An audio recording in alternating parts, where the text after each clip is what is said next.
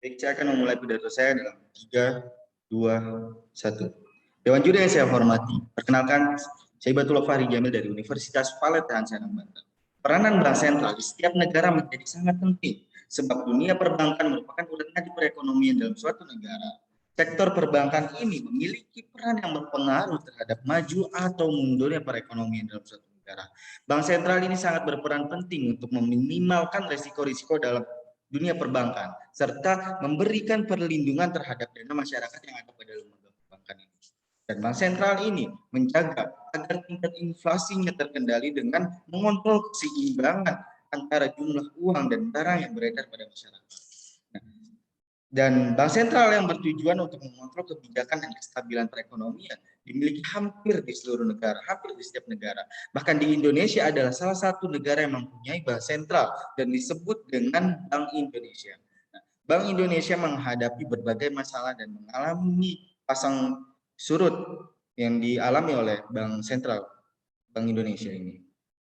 Bank Indonesia merupakan suatu lembaga keuangan yang independen dan memiliki tujuan untuk mencapai dan menjaga kestabilan nilai rupiah dan juga menjaga keuangan pemerintah. Bank Indonesia mempunyai tugas yaitu menetapkan dan melaksanakan kebijakan moneter, mengatur dan menjaga keuangan pemerintah, dan juga mengatur dan menjaga kelancaran sistem pembayaran, dan mengatur, mengawasi bank untuk mencapai tujuannya.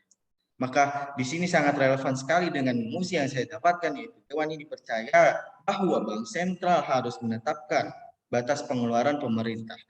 Pada poin ketiga, tadi sangat relevan sekali yaitu terkait dengan pengawasan atau pengawasan pengeluaran dan pemasukan keuangan pemerintah negara Republik Indonesia. Baik, Dewan Juri yang saya hormati, di sini saya akan mengambil 2 poin utama terkait dengan saya sebagai pemerintah terbuka, yaitu yang pertama itu terhadap peran tersendiri dari Bank Indonesia. Peran yang pertama yang dimiliki oleh Bank Indonesia memiliki tugas untuk menjaga stabilitas moneter antara lain melalui instrumen suku bunga dalam operasi pasar terbuka. Bank Indonesia ini dituntut untuk mampu menetapkan kebijakan moneter secara tetap dan berimbang. Dan yang kedua, Bank Indonesia ini memiliki peran vital dalam menciptakan kinerja lembaga keuangan yang sehat, khususnya itu pada perbankan tersebut. Menciptakan kinerja lembaga perbankan seperti dilakukan melalui mekanisme pengawasan dan juga regulasi. Seperti halnya di negara-negara lain, bahkan diterapkan di negara kita. Nah, sektor perbankan ini memiliki bahasa yang dominan dalam sistem keuangan. Nah, oleh sebab itu, kegagalan di sektor ini dapat menimbulkan ketidakstabilan keuangan dan mengganggu perekonomian. Selanjutnya yang ketiga itu Bank Indonesia ini memiliki kewenangan dan mengatur dan juga menjaga pada sistem pembayaran. Nah, bila terjadi gagal bayar pada salah satu peserta dalam sistem pembayaran, maka akan timbul yang namanya risiko potensial yang mungkin cukup serius dan mengganggu kelancaran sistem pembayaran. Nah, jika sistem pembayaran ini dibiasakan, maka masyarakat akan terbiasa dengan keterlambatannya melakukan sistem pembayaran yang mungkin seharusnya bisa dievaluasi oleh Bank Indonesia itu sendiri, seperti itu. Dan yang keempat, Bank Indonesia ini mempunyai kewenangan untuk mengatur keuangan pengeluaran pemerintah Indonesia. Nah, poin yang keempat ini yang akan saya sambungkan dengan kebijakan makroprudensial yang dimiliki oleh Bank Indonesia. Kenapa Bank Indonesia ini harus mempunyai kebijakan makroprudensial? Kebijakan makroprudensial ini merupakan kebijakan yang bertujuan untuk memelihara stabilitas sistem keuangan secara keseluruhan dan melalui pembatasan risiko sistematik. Risiko sistematik ini adalah potensi instabilitas akibat terjadinya gangguan yang menular pada sebagian atau seluruh sistem keuangan karena interaksi dari faktor ukuran. Kompleksitas usaha, keterkaitan dan juga pasar keuangan serta kecenderungan perilaku yang berlebihan dari pelaku untuk institusi keuangan untuk mengikuti siklus perekonomian, merespon perkembangan tren perilaku finansial dan serta perhatian terhadap pelaku di sektor keuangan, maka Bank Indonesia terus memperkuat kebijakan makroprudensial ini dengan inovasi di aspek digital, inklusi keuangan dan kebijakan berwawasan lingkungan. Nah, urgensi kebijakan makroprudensial ini semakin mengemuka pasca krisis keuangan global pada tahun 2008.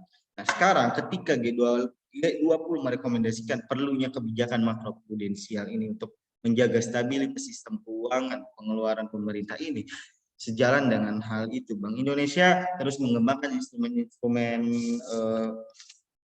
makroprudensial ini dengan secara aktif menggunakan instrumen-instrumen tersebut sebagai bagian bauran kebijakan Bank Indonesia bersama dengan kebijakan moneter dan sistem pembayaran yang lainnya.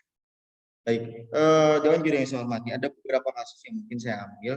Contoh kasus yang pertama, jadi saya tetapkan dulu ya, kenapa Bank Sentral Indonesia ini harus menetapkan batas pengeluaran pemerintah. Karena kita melihat dari kasus-kasus sebelumnya, kasus-kasus yang berada pada negara kita ini, negara Indonesia tercinta.